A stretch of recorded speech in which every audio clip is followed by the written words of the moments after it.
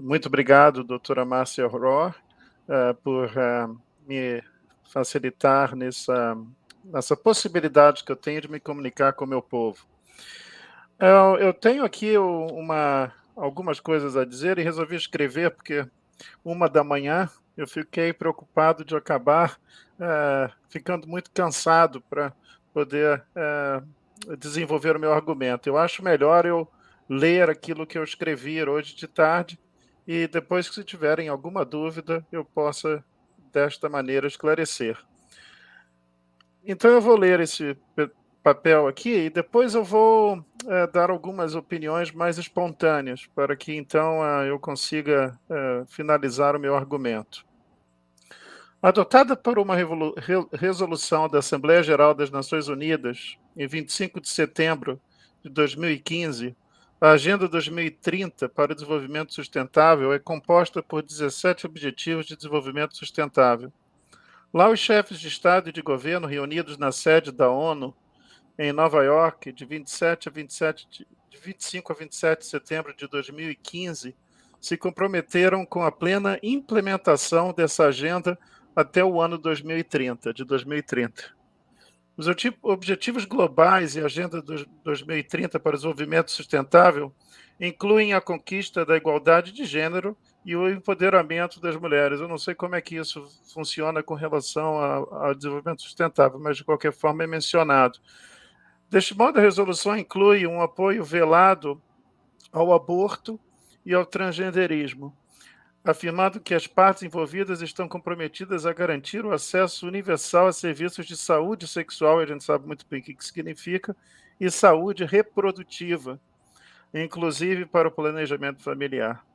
A Agenda 2030 é um plano globalista de ação governamental que busca fazer com que todas as nações embarquem, entre outras coisas, em uma jornada coletiva, como eles definem isso, em direção a uma ação urgente sobre as mudanças climáticas e ao desenvolvimento econômico, social e ambiental, assim chamado de sustentável.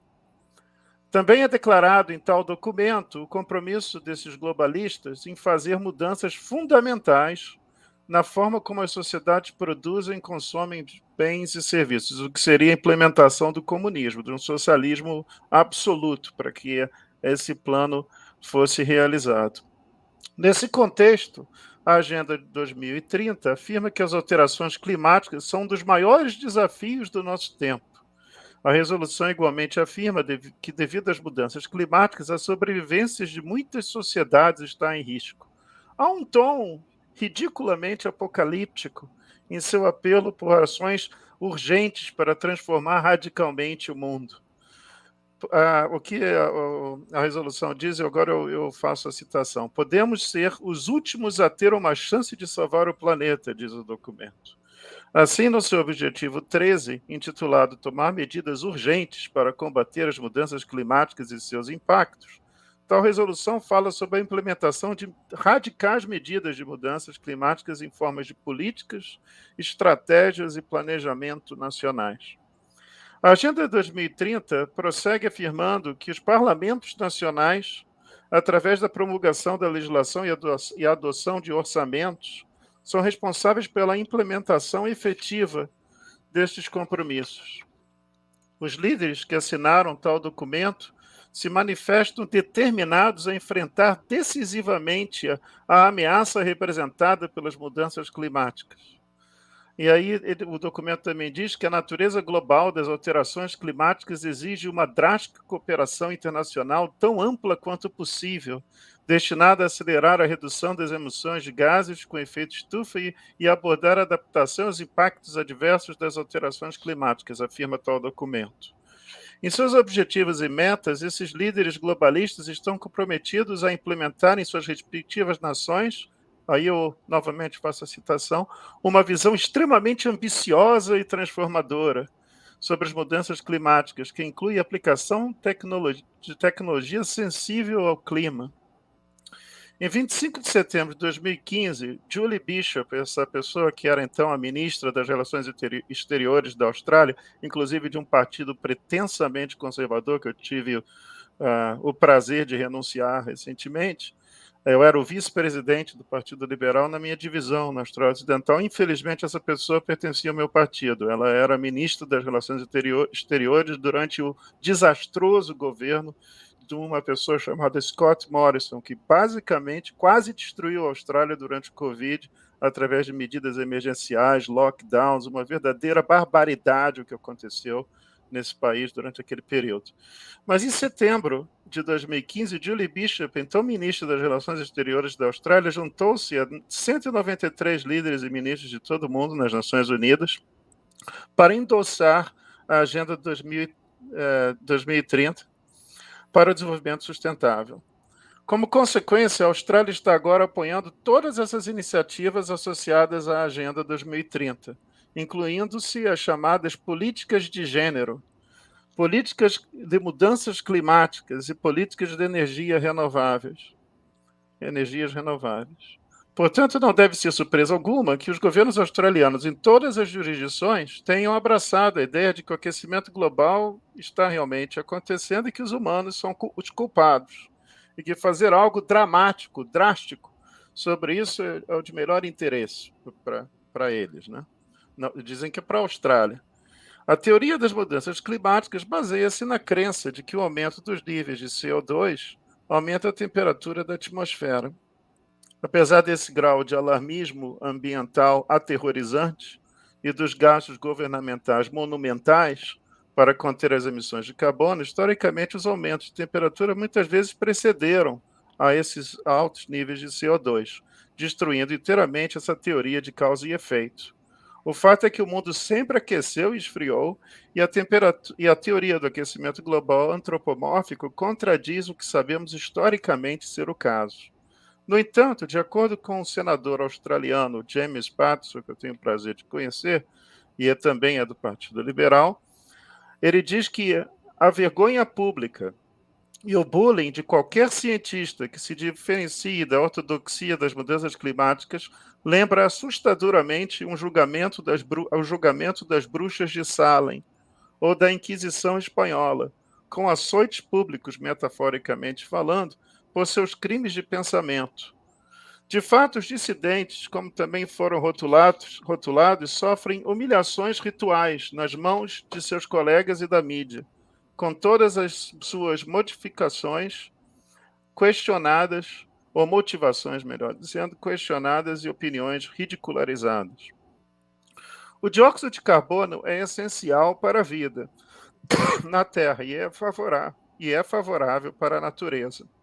De acordo com o professor David Bellamy, eminente botânico e conservacionista no Reino Unido, longe de ser um poluente, o dióxido de carbono é o fertilizante transportado pelo ar mais importante do mundo.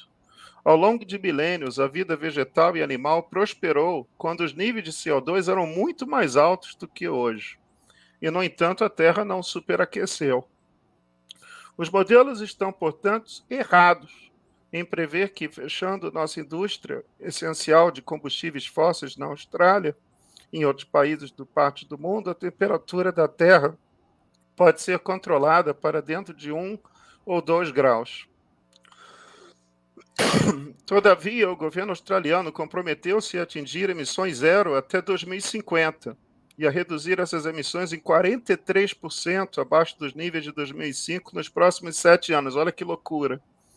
Da mesma forma, cada estado australiano estabeleceu metas intermediárias de redução de emissões até 2030. Por exemplo, o lugar em que eu vivo, a Austrália Ocidental, se comprometeu a, nos próximos 5 anos, reduzir as emissões de gases de efeito estufa em 80% abaixo dos níveis de 2020, há 3 anos atrás. Dentro desse contexto, não há dúvida de que o notório projeto de lei de emenda à legislação de comunicações da Austrália, que também é chamada esse projeto de lei de combate à desinformação e informação, o que é uma coisa 1984, que é exatamente o oposto, o que eles vão fazer é promover a desinformação e vão alegar que qualquer pessoa que pense diferente das oligarquias opressoras que controlam o governo australiano, essas pessoas são mensageiras de disinformation, de misinformação. ou desinformação, misinformation. Quando adotado, essa lei fortalecerá a aplicação da narrativa oficial em torno da ciência, assim chamada ciência estabelecida, das mudanças climáticas. De fato, o draft da exposição do projeto de lei lista danos ao meio ambiente australiano como uma das várias opiniões a serem classificadas como dignas de proibição de liberdade de expressão. Então, é assim, a implementação da ditadura mesmo, aqui com a total perda da liberdade de expressão em várias áreas, inclusive a área da discussão a respeito dessas medidas draconianas, radicais, extremistas, de assim chamado combate às mudanças climáticas. No entanto, a ciência das mudanças climáticas está longe de ser uma ciência exata e incontestável. Apesar de, apenas para dar esse exemplo, um total de 1.609 cientistas e profissionais de renome assinaram conjuntamente a Declaração Mundial do Clima, um documento oficial que descarta inteiramente a existência de uma crise climática e insiste que o dióxido de carbono é altamente benéfico para a Terra. Entre os signatários da declaração estão dois ganhadores do Prêmio Nobel, o físico John Francis Clauser, dos Estados Unidos, e o norueguês-americano Ivan Gever. Junto com outros cientistas renomados que assinaram igualmente a Declaração Mundial do Clima, esses dois renomados cientistas ganhadores do Prêmio Nobel apontam que o clima na Terra variou desde que existiu, com uma pequena era glacial, The Little Ice Age, que só terminou em 1850. E não é surpresa, portanto, que agora estejamos vivendo num período de aquecimento. A gente acabou de sair da porcaria do Little Ice Age, que foi um período terrível para a agricultura. O rio Thames congelava, as pessoas até atravessavam o rio andando pelo rio, porque o rio congelava. Não há emergência climática nenhuma, diz a declaração. E o dióxido de carbono é, na realidade, essencial para a vida na Terra e é favorável para a natureza. Seja como for, o governo australiano está fanaticamente comprometido em atingir emissões líquidas zero de até 2050 e reduzir essas emissões em 43% abaixo dos níveis de 2005 nos próximos 7 anos, como eu mencionei.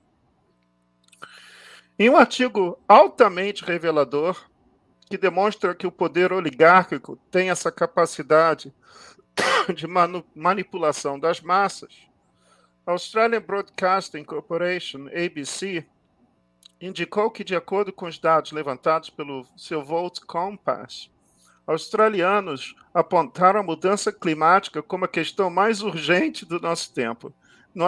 Tem um monte de gente aqui desempregada, o custo da energia elétrica é altíssimo por causa dessas falácias, e aí a pessoa aqui está dizendo que tem mesmo é que se ferrar, né? Que é verdade que existe esse problema do aquecimento global e que é a coisa mais emergencial, mais importante, é a questão moral mais importante para os governos serem resolvidos.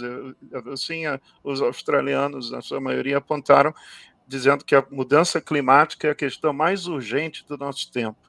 Especificamente, o artigo afirma que muitos estão buscando respostas sobre quais políticas de cada partido tem, buscando respostas sobre quais políticas cada partido tem para uma das questões consideradas mais urgentes de nosso tempo.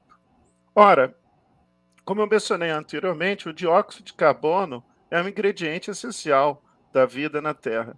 Seres humanos, animais, plantas e insetos apenas reciclam uma pequena fração de dióxido de carbono em comparação com o carbono em suas múltiplas formas emitidas por causas naturais.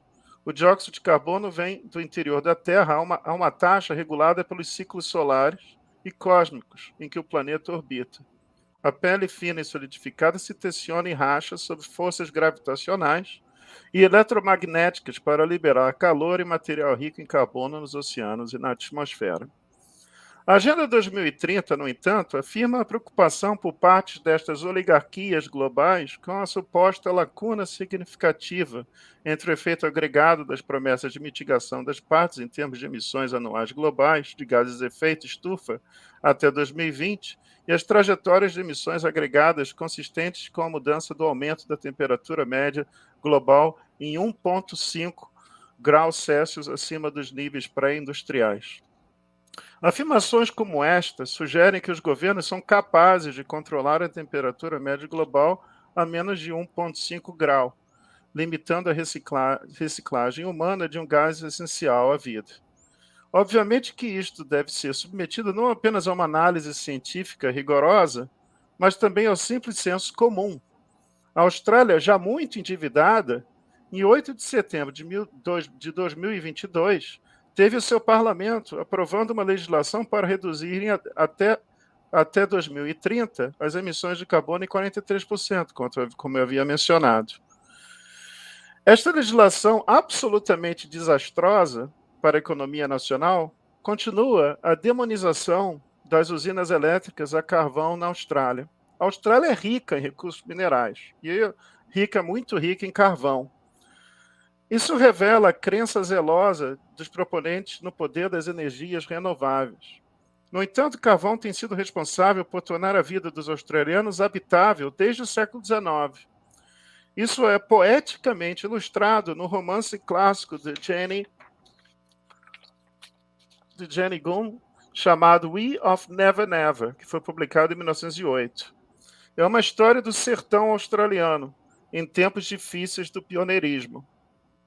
Ele descreveu a difícil existência na Terra, antes que as usinas de carvão fornecessem energia barata e abundante, que desde então enriqueceu a vida das pessoas na cidade e no interior. Obviamente que quando se fala de agenda climática, se fala nesse controle do ambiente. E o ambiente é tudo. O ar que nós respiramos, mas também é tudo. O carro que a gente compra, tudo é relacionado ao ambiente. Então, assim, uma medida ambientalista significa controlar qualquer tipo de aspecto da vida do ser humano, qualquer tipo de ação humana. Então, essa é uma agenda totalitária, supostamente para salvar o planeta dos efeitos das mudanças climáticas. Obviamente, o documento inclui outros projetos que não têm nada a ver com essa questão ambientalista, assim chamada, como, por exemplo, o apelo velado ao feminismo radical, ao aborto, e eu também consigo encontrar aqui elementos de transgenerismo, como vocês dizem por aí. A ideia é nos fazer embarcar em uma jornada coletiva implementadora da governança global totalitária. É hora de resistir a essa agenda macabra totalitária, que é a descravização total dos povos do mundo. É preciso, portanto, dizer o não a essa ação globalista. E eu recentemente publiquei um livro que agora é best-selling pela Amazon, com o professor John Ratner, que também quase ganhou o prêmio Nobel, inventor do relógio mais eficiente do mundo, que é hoje usado pela NASA. Nós dois publicamos, juntamos forças, eu sou jurista e os filósofos, professor de Direito Constitucional, e ele é um cientista de primeiro time, de primeira qualidade, uma pessoa que tem uma reputação internacional nessa área da cosmologia e da ciência mesmo exata, e a gente publicou esse livro para tentar alertar a população. O prefácio foi escrito pelo professor Gabriel Moyes, lá da Universidade de Queensland, que é exatamente explicar essa questão da fabricação da fome, que a fome não vai acontecer de uma maneira acidental, eles estão produzindo a fome de uma maneira deliberada, e alguns países já estão passando por esse problema. Aqui tentaram implementar uma lei na Austrália Ocidental que ia arruinar o setor agrícola. Quase que houve uma revolução aqui. As pessoas saíram na rua, ameaçaram as autoridades e eles, pela primeira vez, voltaram atrás. Então já foi uma vitória maravilhosa, o que significa que o povo, quando quer, consegue mudar as coisas. Então, aqui também tem um capítulo sobre as raízes totalitárias do culto da morte ambientalista, que também tem uma coisa maluca a ver com essa questão de pessoas até optando por abortar os seus próprios filhos. Tem assim, tem relatos de mulheres que resolveram fazer o aborto porque um filho a mais no mundo vai poluir, vai destruir o meio ambiente. Então é uma coisa completamente louca e tem assim uma característica até mesmo religiosa, que é essa coisa do sacrifício, dos rituais de sacrifícios humanos, né? Para poder trazer uma colheita melhor ou a temperatura melhorar através do sacrifício humano. Isso tem uma raiz espiritual que a gente explica num desses capítulos. Tem também a questão de que os maiores defensores do ambientalismo e que até mesmo adotaram medidas de energia alternativa, de criação de energia alternativa, foram os nazistas. Inclusive, o nazismo tinha um departamento de meio ambiente e eles inventaram até o painel solar. Então, tem tudo isso explicado nesse capítulo. Tem essa questão também de querer mudar a situação através de climate lockdowns. Então, outra coisa que eles estão tentando discutir e implementar é o lockdown por questões de emergência climática. Isso já há discussões a respeito no âmbito das Nações Unidas. Essa questão de que o secretário-geral pode declarar um lockdown em escala global por causa de questões dessa natureza.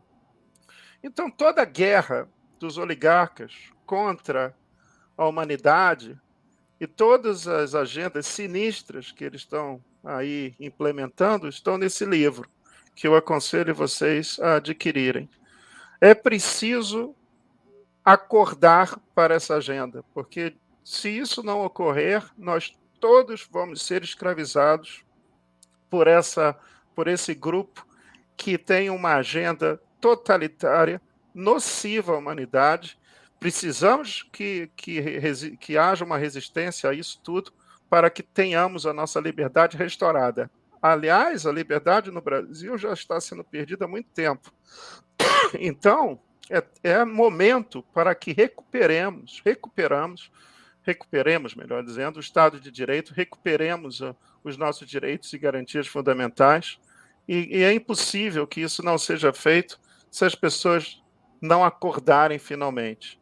Essa Agenda 2030, como eu coloco, e vou finalizar nesse sentido, é um plano totalitário para implementar um socialismo de escala global que significará a escravização completa de todos, através de várias medidas que o próprio livro aqui que eu menciono comenta. Então, eu agradeço muito a oportunidade que vocês me deram, agradeço muito a Câmara dos Vereadores, a doutora Márcia Auró, pela oportunidade e desejo tudo de bom para vocês. Vou continuar fazendo aqui o que eu posso, que é simplesmente escrever livros e continuar comentando a respeito como acadêmico. Mas eu quero dizer que vocês estão de parabéns pela iniciativa. Tudo de bom e fiquem todos com